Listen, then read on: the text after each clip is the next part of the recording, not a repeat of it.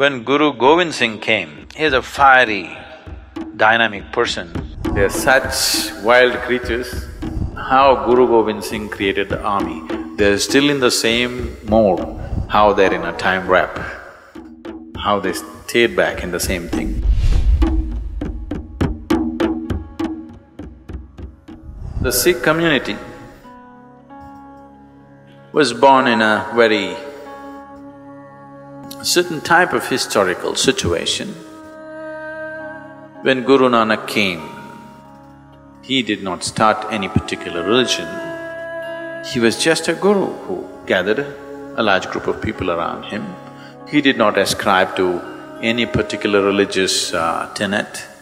He generally thought his teaching is universal. He initiated people into certain types of meditation and devotional practices. Then, after him, another 5 gurus came. The 6th one was compelled to make it into a more integrated group because this particular part of the nation, the Punjab, one half of Punjab is now in Pakistan, one half is here.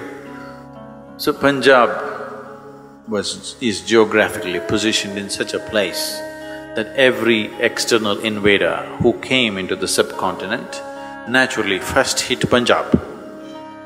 So they forcefully tried to convert people there. And these people stood up and fought a little bit. The Khalsa was formed by Guru Gobind Singh. Guru Gobind Singh saw there is no other way, that leaving these people unorganized is not going to make things happen, so he established like a proper religion, simple principles by which they will live and fight. So this became mainly a militant group of people who will resist anything that threatens their existence. He asked every man, every Sikh man should be a soldier in his own right. Even today, Indian army is full of Sikh soldiers because that martial attitude is so deeply rooted in them. So the soldiers of Guru Gobind Singh, who are known as Nihangs, are still there in the same way. We had the privilege of going there as guests for this particular thing, which was particularly organized for us, where the Nihangs gave a display of their martial skills.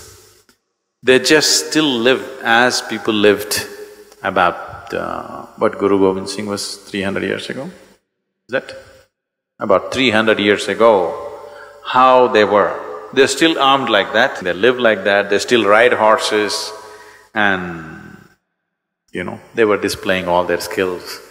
And old men who are like over 50 years of age, riding 2 horses, standing, 2 horses galloping at full speed, standing on the 2 horses and riding like this.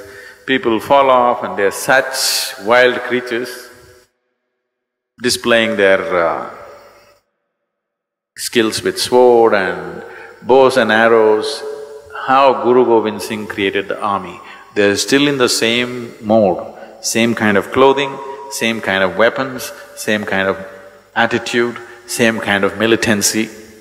A certain segment of them, I don't know what is their population, but they get initiated into this thing at a very young age and their whole life is martial.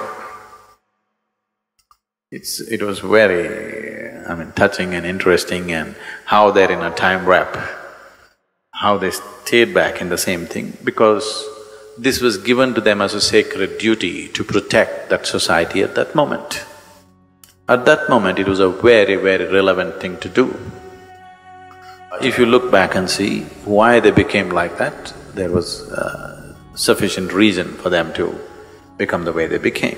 And the most incredible thing is, the whole Sikh community and their temples and the gurudwaras have done what is called as kar seva, which is volunteering. Everything is on voluntary basis.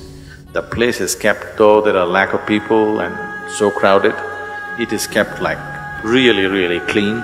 Everything is pick and span. People taking this up as their expression of their devotion, they clean the floor with their own clothes.